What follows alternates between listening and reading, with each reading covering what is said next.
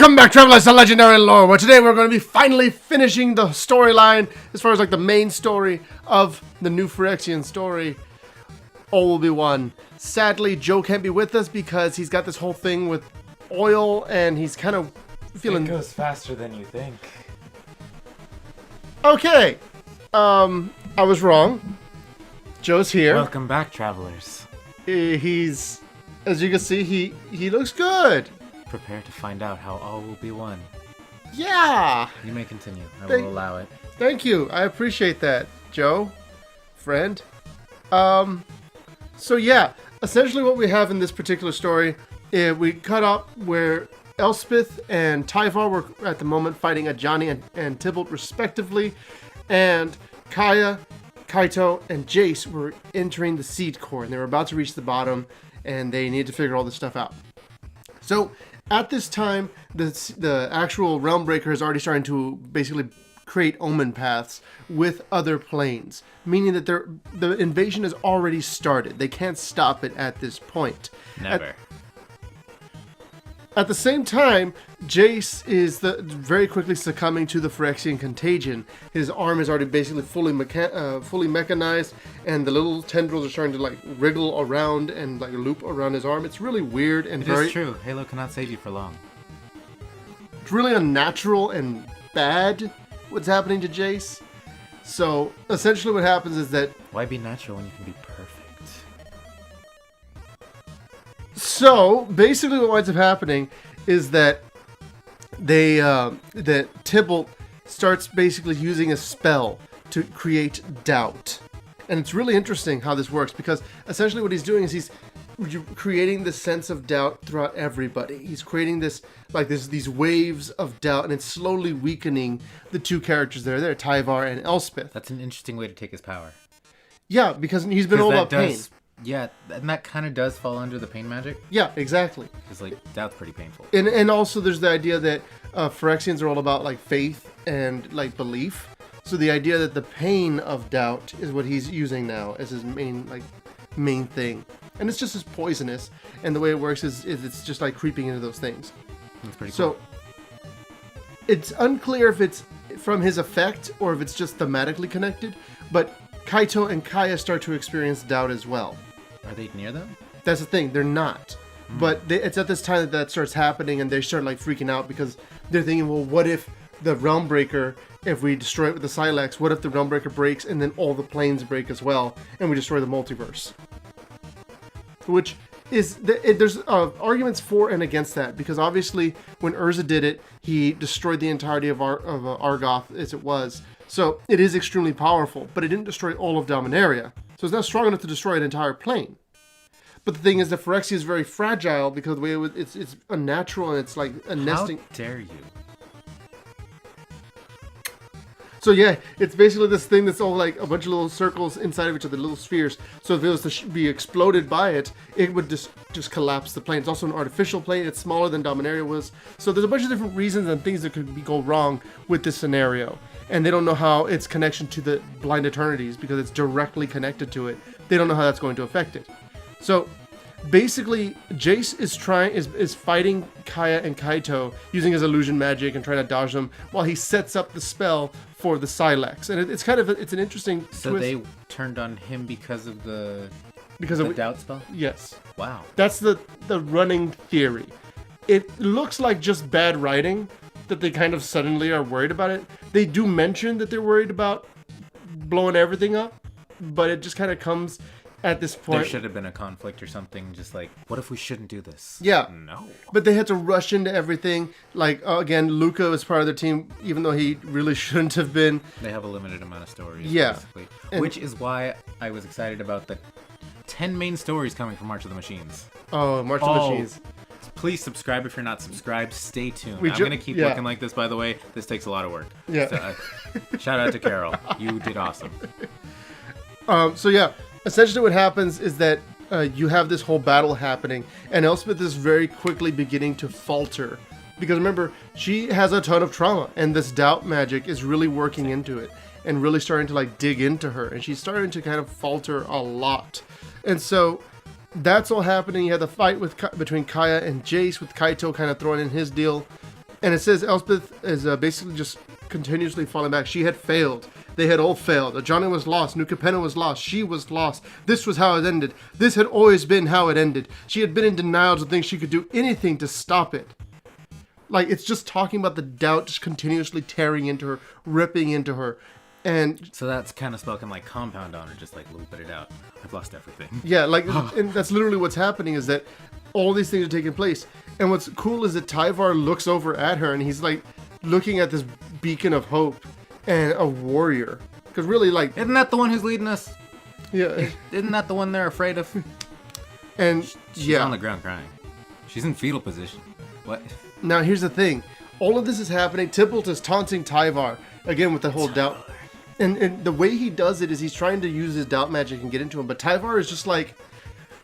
So jubilant. Yes, that's the thing. Is he is like the true warrior. So this doubt magic actually isn't affecting him as much as it would otherwise. And so like Tybalt's like, you're nothing. You're just a little princeling. Everything that's important your brother has. And like Tyvar looks over at Elspeth and he's like, isn't she just the perfect goody two-shoes warrior? Wouldn't you love to have her as you're the princess to be beside you? But don't you know that if you were to bring her home, your brother would just woo her and take her away from you like he took everything else away? And Tyvar's like, be quiet. And he just keeps punching Tybalt. I was hoping you'd say that. Yeah, like, he's like, forget you.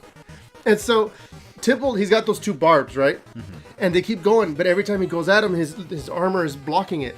And then he does it, and when the barb goes towards him, Tyvar grabs it, and then when he grabs it, he bends it backwards, and then he starts to put the Glimmervoid metal onto the tail.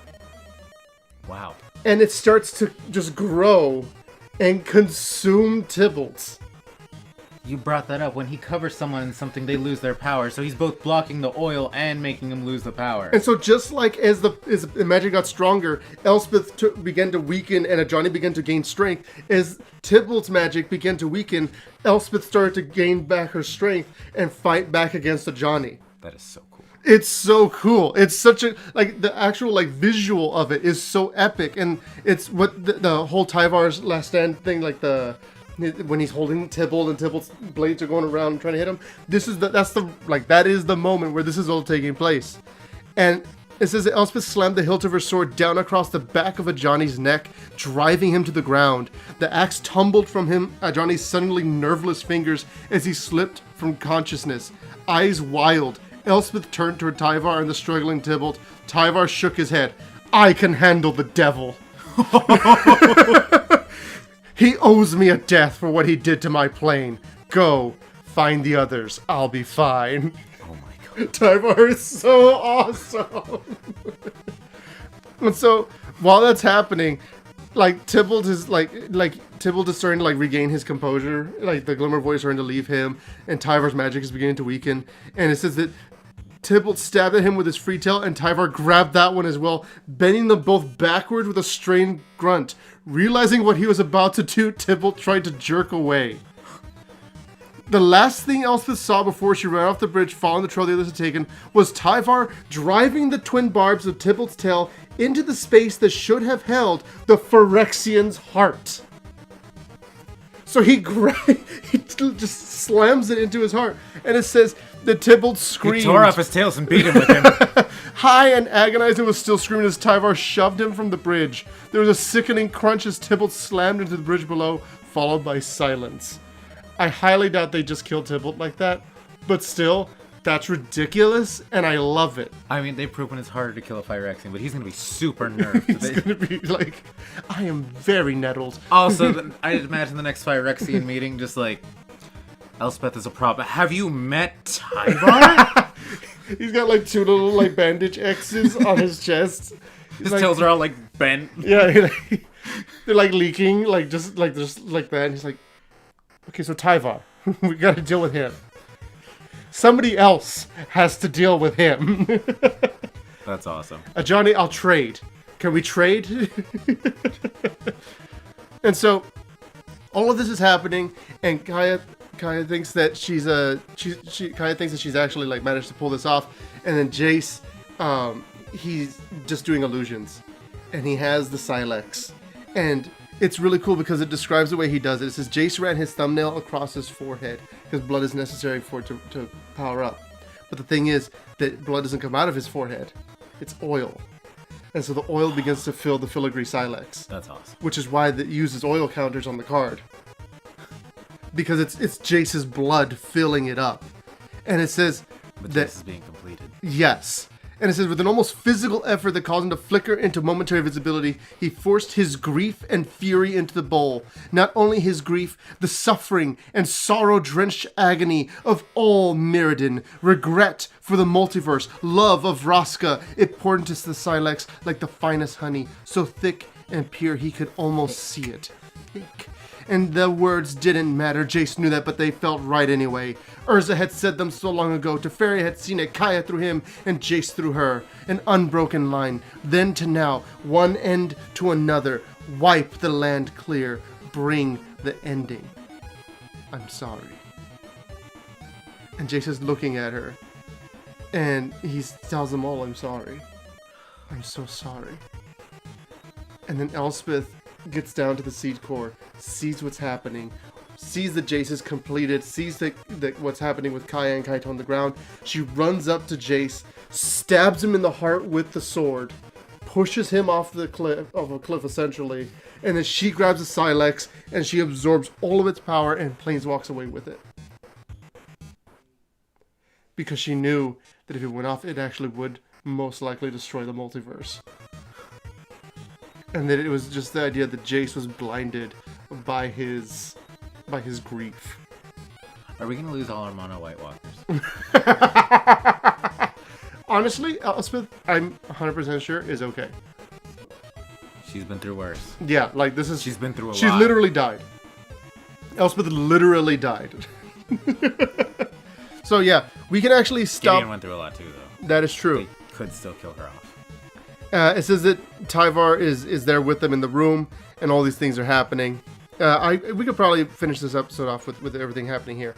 Basically, Tyvar freaks out. He realizes the Omen Paths are going off, and things are terrible.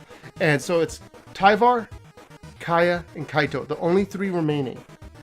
Everyone else was either completed or got dunked on. Koth is still up somewhere else they expect. But these three people... here realize that there's somebody about to show up. Somebody's entering the seed core. And they're not just entering on their own. They say, "Welcome, weary travelers, to Phyrexia." It's Elesh Norn.